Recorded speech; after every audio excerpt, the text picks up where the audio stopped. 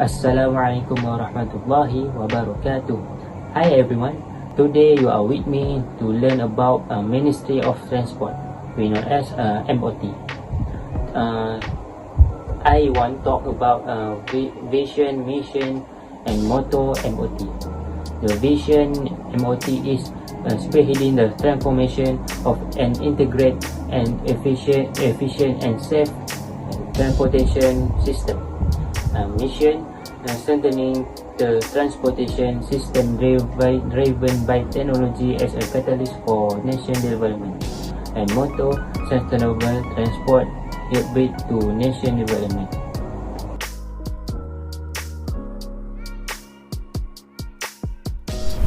Now I will tell you about MOT functions. Firstly, to formulate policies on driving license, driving school, a vehicle registration, road safety and technical standards of vehicles conforming to international standards. Second, to formulate transport policies in order to increase the quality of land transport services.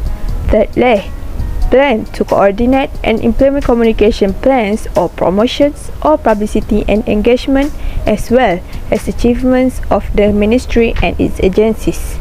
Fourth, to ensure policies or process aligned with National Key Result Area and KRA initiative.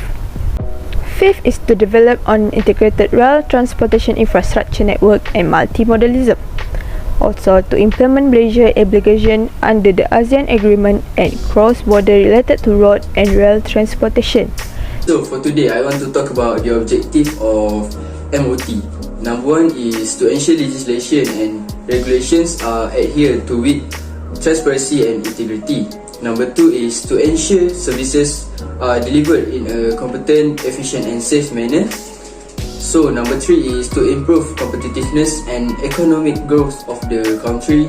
Number four is to strengthen the logistics sector through a seamless supply chain.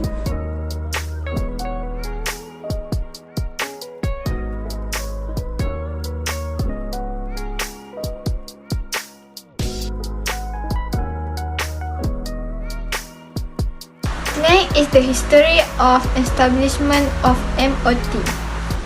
On 1951, a cabinet governance system called member system is introduced. Under this system, a few members are appointed to administer several departments. Matters concerning road transport and civil aviation are placed under the jurisdiction of land, mineral and communication member. The railway and port members are responsible for matters pertaining to rail and sea. On 1953, the railway, port and civil aviation as well as road transportation are placed under the purview of the members of transportation. On 1956, the Ministry of Transport was established after 16 years. The Ministry of Transport was renamed to Ministry of Communication on 1972. On 1974, the ministry was known as Ministry of Transport and Works. And on 1976, the Ministry of Transport was again known as the Ministry of Communication, and after 2 years, the ministry renamed the Ministry of Transport on 1978 and remained as to this day.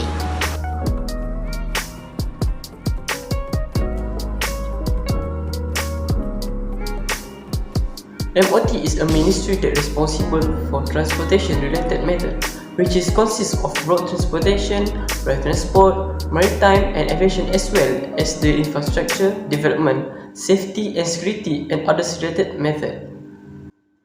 MOT role in aviation sector. Objective: to develop an efficient, economical and safe transport system for passenger and cargo. To plan and implement infrastructural projects to meet the demand of air transport. To plan and evaluate aviation policies. To increase international air service network through air navigation. To coordinate civil aviation air transport legal aspects and procedures on safety security accordance with ICAO. Infrastructure. The overall infrastructure of aviation in Malaysia governed by Ministry of Transport, which is a service and list of airports. Safety and securities, addressing the issues to relevant agency and implementation on various intervention and initiative. which is aviation safety.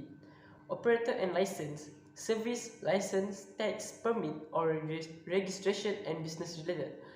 Information on agencies under Ministry of Transportation within the sector, which is Civil Aviation Authorities of Malaysia, Malaysia Aviation Commission, International Civil Aviation Organization, International Civil Aviation Organization Convention.